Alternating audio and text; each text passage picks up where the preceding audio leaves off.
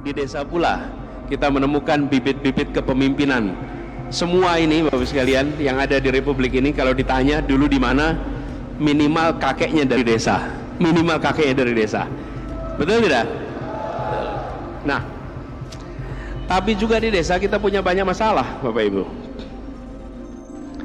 Kalau kita lihat nih, prosentase kemiskinan secara nasional, prosentase penduduk miskin ada 9%, 12% di desa, 7% di perkotaan.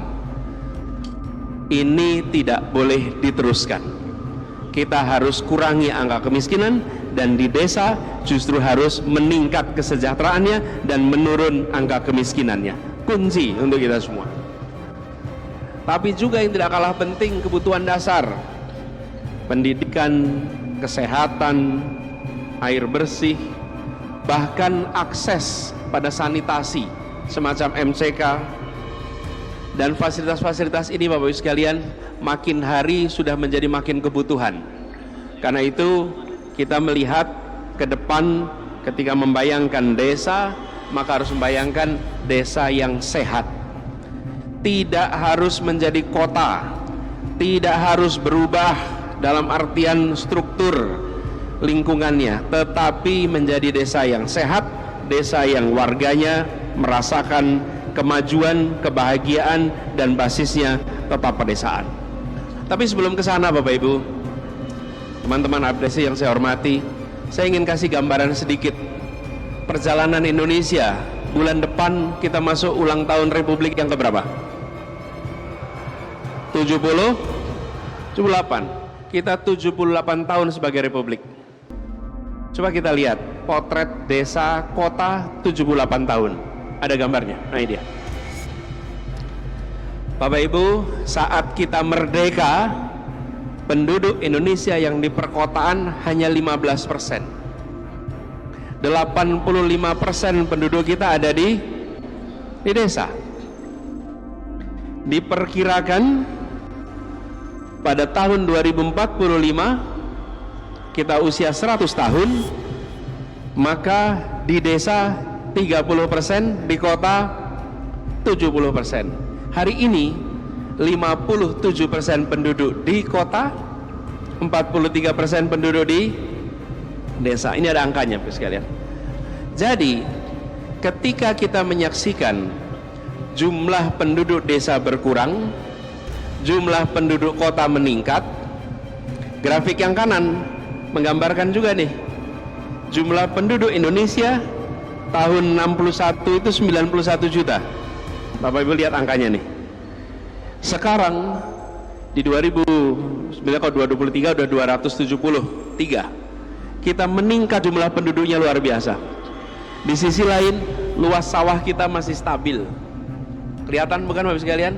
Nih, penduduk jumlahnya meningkat tinggi, Indonesianya, jumlah penduduk desanya menurun, lahan sawahnya rata. Melihat situasi seperti ini, kita tidak bisa mendiamkan desa berjuang sendirian, karena kita negara harus melakukan intervensi menyelamatkan agar desa tumbuh berkembang, bertahan, dan bisa menjadi penopang.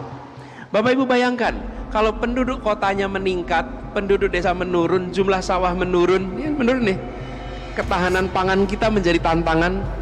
Dan lalu desa dibiarkan sendirian, apalagi ini para pimpinan, para kepala desa, pimpinan pemerintahan desa tidak diberikan kekuatan, maka nantinya gambar nasional kita akan menunjukkan ketergantungan pada luar. Kenapa? Karena pasokan dari dalam, kekuatan dari desa tidak ditingkatkan. Jadi visi kita ke depan Bapak Ibu sekalian, kita ke depan, yuk kita jalan sama-sama. Mari kita kembalikan desa menjadi kekuatan utama bangsa ini. Desa menjadi pilar penting dalam pembangunan ke depan. Saya melihat Bapak Ibu sekalian, kalau kita panjang ke depan, bahwa kita tidak boleh membiarkan para petani, para nelayan, kemudian mereka yang bekerja di perkebunan jalan sendirian. Saya ingin coba langsung ke slide ke-7. Saya ingin menunjukkan kepada semua sekalian bahwa yang perlu kita tinggikan itu bukan saja target domestik. Kita harus lihat Indonesia dalam konteks Asia. Kalau kita ingin membuat desa kita maju, jangan hanya berbicara desa dan kota di Indonesia.